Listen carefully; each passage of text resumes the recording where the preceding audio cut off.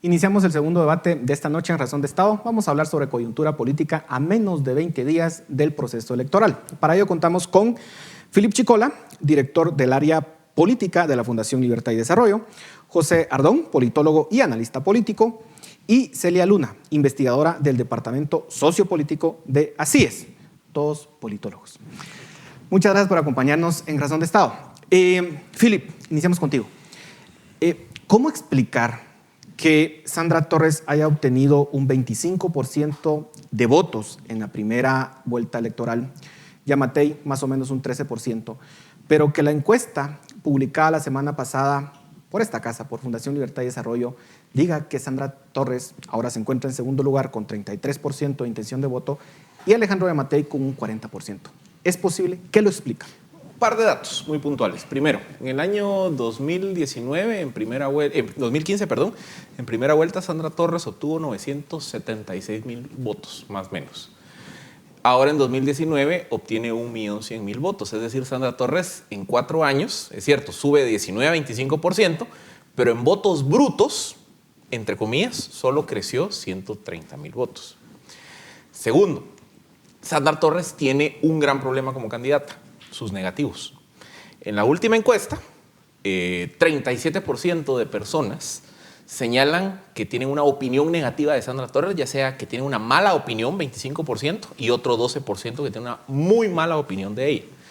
Frente a un Alejandro Yamatei que tiene solo 11% de negativos. ¿Por qué este es un dato relevante? Porque en segunda vuelta la motivación del votante, por la segunda vuelta por definición es excluyente, porque me dejó solo 2 opciones. Entonces el votante que quedó huérfano se motiva a votar por el candidato que considera el menos malo. La medición de negativos es la forma cuantitativa de identificar a quién ven como el peor. Y tercero, desde las encuestas de primera vuelta veíamos que más de un 50% del electorado en Guatemala señala que nunca votarían por Sandra Torres. Entonces, cuando sumamos las 3 variables, realmente vemos que su crecimiento de 2015 a 2019 no fue tan grande y que sus negativos y antivoto son bastante significativos. Entonces, ese 40% versus 33 o ese 40 de Yamatei versus 33 de Sandra Torres, en gran medida está empujado no tanto por mérito propio de Yamatei, sino por el rechazo que se le tiene a Sandra Torres. Es decir, es el antivoto de ella que el votante dice: entre ella y el vaso de agua, voto el vaso de agua. Y eso es la razón por la que vemos a su opositor, a su contrincante, superándola desde las encuestas un mes antes de la segunda vuelta. José, ¿cuál es tu lectura? ¿Coincides? ¿Difieres? ¿Cuál es tu comentario? Sí, a ver, yo creo que hay que contextualizarnos un poco de qué estamos hablando cuando hablamos ahora de este cambio súbito de primera elección a segunda, de primera vuelta a segunda vuelta. Sin duda alguna, una Sandra Torres que, pues, mucho más adelante que el segundo candidato, que Alejandro Yamatei. Sandra Torres saca 1,100,000, Alejandro Yamatei 600,000. Estamos hablando que es el doble de votos los que saca Sandra Torres con Yamatei en primera vuelta. Es una diferencia bastante significativa.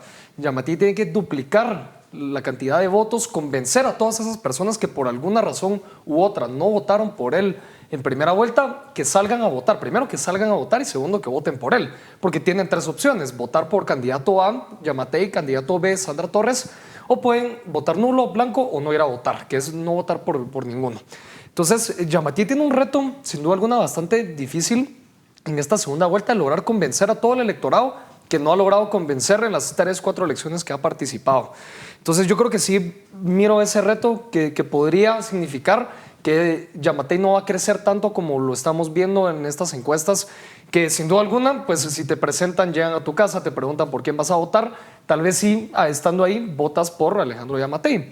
Pero eso no significa que el día de las elecciones verdaderamente vayas a salir a votar y que vayas a votar por él.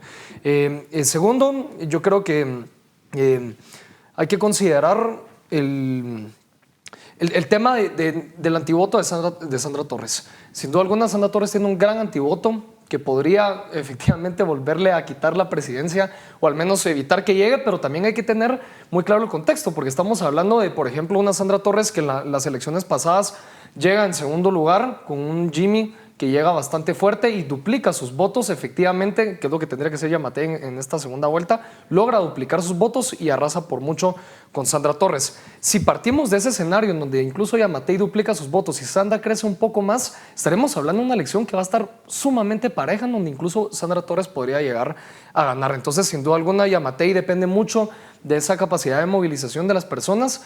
No veo, por ejemplo, que Alejandro Yamatei en estos meses intercampañas esté logrando hacer eso. Celia, cuando uno ve los votos que obtuvieron los candidatos que no lograron pasar a segunda vuelta, esos votos, ¿ves que coinciden más con una propuesta de Yamatei? Digamos, estamos hablando en este caso de quienes votaron, por ejemplo, por Arzú, por Farchi, por Humanista. ¿Esos votos coinciden más, por ejemplo, con Sandra Torres o con Yamatei? ¿Eso podría explicar un poco, digamos, los resultados que nos arroja esta encuesta? ¿O cómo lo ves? Bueno, creo que en este caso estaríamos pidiendo mucho de un voto ideológico en la ciudadanía guatemalteca en general, que no se da, digamos, va más o pesa más, por así decirlo, el antivoto que pueda tener Sandra Torres en este caso, a que se esté pensando en un voto ideológico o ideologizado. En este caso yo creo que lo que estamos viendo es que Sandra Torres, justo como lo decía Philip, ella tiene un techo, mientras que Yamatei está compitiendo o parte de tener un piso. Esos electores que él tuvo en la primera vuelta son su piso, mientras que Sandra Torres lo que vemos es que el electorado que iba a votar por ella ya lo hizo. Y fue el electorado que salió a votar, de hecho, en la primera vuelta. El mismo que va a votar seguramente en esta segunda vuelta, y lo que tenemos con Yamatei es esa oportunidad de que crezca. Sin embargo, no sabemos si lo va a hacer porque no sabemos, las personas, digamos, las personas que fueron encuestadas no saben si van a salir a votar, no tienen seguro, porque precisamente como mencionaban previamente, porque ya se excluyó al resto de candidatos, se excluyó a candidatos como los que usted mencionaba, entonces ya no tengo ese incentivo de salir a votar porque ya no está mi candidato. Entonces, quienes van a salir a votar son quienes tienen seguro que quienes van a salir a votar por Alejandro Yamatei, y en este caso son las personas, estas 600,000 y pico que ya votaron por él, o las personas que definitivamente quieren votar en contra de Sandra Torres. Esa es entonces la oportunidad que tiene Alejandro Yamatei. Es esta una lucha entre comillas, o mejor dicho, una contienda entre lo urbano y lo rural, dado que según la encuesta Yamatei, digamos, tiene una enorme simpatía en lo urbano, mientras que Sandra Torres, su simpatía pareciera ser más en el área rural, en personas que tienen como máximo educación primaria. Vamos a ver eso, ¿qué se asemejaría más lo que estamos viendo hoy en día a los procesos que hemos vivido en el pasado? José. Yo creo que en segunda vuelta casi siempre hemos visto un clivaje ahí definitivamente entre urbano y rural. En las zonas urbanas, en la capital y los cascos urbanos del país, del interior del país, suelen votar por determinado candidato, y las zonas más marginales, más rurales, rururbanas, como también le están llamando ahora, suelen votar por el otro candidato. Y sin duda alguna, en esta segunda vuelta tiene una explicación bastante certera, y es que la UNE ha sido un partido que ha logrado atender las necesidades de personas del interior del país. Si ustedes miran el eslogan de Sandra Torres, es "sí cumple". Y yo creo que le llega al corazón de muchas personas en el interior del país cuando les ofrece el 1, 2, 3 de que les va a cumplir. Entonces yo creo que ahí Sandra Torres tiene mucha mayor capacidad por tema partidista y por ella, por su propia figura, de atender ese voto sin duda alguna rural que Alejandro Yamatei no tiene. Es un partido nuevo, es un candidato que no lo has visto trabajar en las zonas rurales del país, entonces le va a costar mucho más lograr ganar ese voto. Entonces creo que sí vamos a ver este clivaje definitivo. Sin embargo, yo creo que vale la pena mencionar que en el departamento de Guatemala Sandra Torres no está tan mal. Tal vez en la capital sí, pero en el departamento de Guatemala no. Fue el segundo partido más votado en diputados, el segundo o tercer partido más votado de diputados en el distrito de Guatemala. Entonces yo creo que no hay que subestimar también que incluso dentro del departamento de Guatemala pueda que tengan un apoyo. Ya vimos también la reunión con, por ejemplo, Neto Brand también. ¿Philip? Es que vean, otra vez, la clave son los antivotos. El antivoto de Sandra Torres en el área urbana se dispara. O sea, en la ciudad alcanza arriba del 60% de antivoto. En otro urbano, que es la forma de calificar cabeceras departamentales, está en torno a 45%, 46% de antivoto. Entonces, las áreas urbanas, los datos lo que nos dicen es que la rechazan. El problema con el área urbana es que el comportamiento histórico del voto urbano es volátil. Por ejemplo, en el año 2011, cuando corría Otto Pérez Valdizón, el área urbana percibió que Valdizón era una amenaza y que la elección iba a estar cerrada. Entonces, cuando vemos la tasa de participación 2011, el área urbana se mantuvo prácticamente idéntica de primera a segunda vuelta. En 2015, ¿qué pasó? En 2015, el área urbana percibía a Sandra Torres como una amenaza, pero sentía que Jimmy Morales iba a ganar caminando. Entonces, ¿qué pasó? Casi un 12% del voto urbano que votó en primera vuelta no fue a votar a segunda vuelta. Entonces, no hay, digamos, un referente para decir el voto urbano, si vota, no vota, es decir, tiene mucho que ver con cómo perciben la amenaza de la elección. En estas, lo que nos dicen las encuestas es que la percepción de rechazo a Sandra Torres está ahí. Y es un dato duro. La clave va a ser entonces si ese votante sale a votar a las calles. Si el día de las elecciones, ese votante que rechaza a Sandra Torres dice, yo no quiero que ella quede, voy a ir a votar, creo que se va a cumplir la tendencia que estamos viendo. No solo en la encuesta de Fundación Libertad y Desarrollo, sino veíamos también cuando se corrían escenarios de segunda vuelta antes del 16 de junio, que siempre el otro candidato que corría contra Sandra Torres aparecía en primer lugar. La clave será entonces si ese votante urbano dice, bueno, el rechazo a ella me motiva a ir a votar por el otro.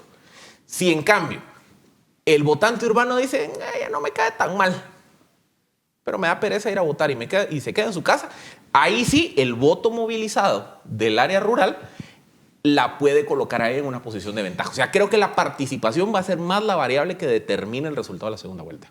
Celia. Sí, de acuerdo. Digamos que en este caso, pues, como ya mencionaba, Sandra Torres tiene a sus electores, Sandra Torres tiene el apoyo, es un voto que, pues, está ahí, va a apoyar a Sandra Torres, ya lo vimos en esta primera vuelta y vamos a esperar. Yo creo que no va a haber un mayor crecimiento en el apoyo que vamos a ver a la UNE. Sin embargo, si hay más participación urbana, que también tenemos que recordar, en la segunda vuelta la participación baja naturalmente. Las personas ya no tienen el resto de candidatos para ir a apoyarlos. Entonces, va a depender mucho, ¿sí?, de esa participación que se dé, de qué tantos incentivos haya también para votar por uno u otro candidato. Pero nuevamente, no es, digamos que tal vez se puede extrapolar a un plano ideológico, pero es más pragmatismo del mismo elector lo que estaríamos viendo. Una pregunta rápida para los tres. En el 2015 era un claro rechazo a toda la política tradicional y eso hizo que Sandra Torres pues saliera, digamos, muy mal en la segunda vuelta electoral. Básicamente, digamos, fue arrollador la victoria de Jimmy Morales. La pregunta es si es que eso se revirtiera y llegar a ser presidenta de este país, ¿sería el fracaso, digamos, de eso que se movilizó en el 2015 con, digamos, este proceso de depuración del sistema político del país? Celia. Bueno, hay toda una teoría del fracaso de las élites, incluso sería esa ventana de oportunidad que muchos guatemaltecos y guatemaltecas dejamos ir por cuestiones de cuáles fueron los temas que priorizamos, cuáles fueron los temas que dejamos de lado, qué tanta fiscalización se le dio al partido político. ¿Pero si lo considerarías ganó, por ejemplo? un fracaso de eso? Sí, posiblemente. José. Bueno, yo creo que es parte de un proceso de aprendizaje que han tenido los guatemaltecos y yo creo que están muy decepcionados por el gobierno de Jimmy Morales. Las encuestas lo dicen, no hay que confundirnos. Están decepcionados con los dos candidatos, gane quien gane. Cuando, bueno, en la encuesta Fundación Libertad y Desarrollo, la principal razón por la cual las personas piensan no ir a votar es precisamente porque no están contentos con ninguno de los dos candidatos. Entonces, necesariamente... Pero la UNE claramente era identificada como parte del PP y de... Sí, bueno, líder en su y momento, parece ser que de ese bloque. Yamatei parece que está en una situación similar con el gobierno actual. Entonces, yo no sé si va a ser una victoria necesariamente si gana Yamatei sobre el modelo que tú mencionas del 2015. Puede que sea un fracaso en cualquiera de los dos sentidos. Es que aquí hay una condición bien extraña de esta segunda vuelta, y es que el proceso terminó beneficiando a los dos candidatos con más recorrido. Yamatei, que tiene 20 años de ser candidato, y Sandra Torres, que ha dado 12, 15 años en el escenario político. Creo que uno no ha tenido el poder Pero tal cual, y la es que otra aquí sí. es donde viene la clave, las percepciones. Porque cuando se genera el ejercicio de asociación de ideas, aparecen datos demoledores de percepción contra Sandra Torres. Por ejemplo, 27% considera que es corrupta, 24% considera que es mala persona, 23.8% que está vinculada al narcotráfico, 23.1% que es mentirosa. Esa percepción que está entre 23 y 27, 28% negativa contra Sandra Torres no aparece con Yamatei. O sea, en la escala, o sea, como aquí hay que comparar al margen, A contra B, en la escala, a Sandra Torres la perciben como más reflejo de lo viejo, de lo que representaba esa vieja política que a Yamatei. Los negativos de Yamatei son relativamente bajos. Entonces, si Sandra Torres gana, más que decir que fracasó el movimiento 2015, creo que si Sandra Torres gana es un triunfo de la apatía, porque lo que está representando es que Sandra Torres, entre un mercado, la rechaza muy fuertemente. Los datos nos dicen que ese rechazo motivaría a votar por el otro.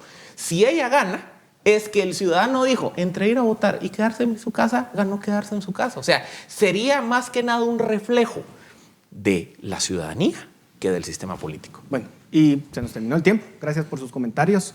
Sin duda alguna, el día de las elecciones veremos lo que realmente la gente decida. Así que gracias por sus comentarios a ustedes. Gracias por su atención. Nos vemos la próxima semana.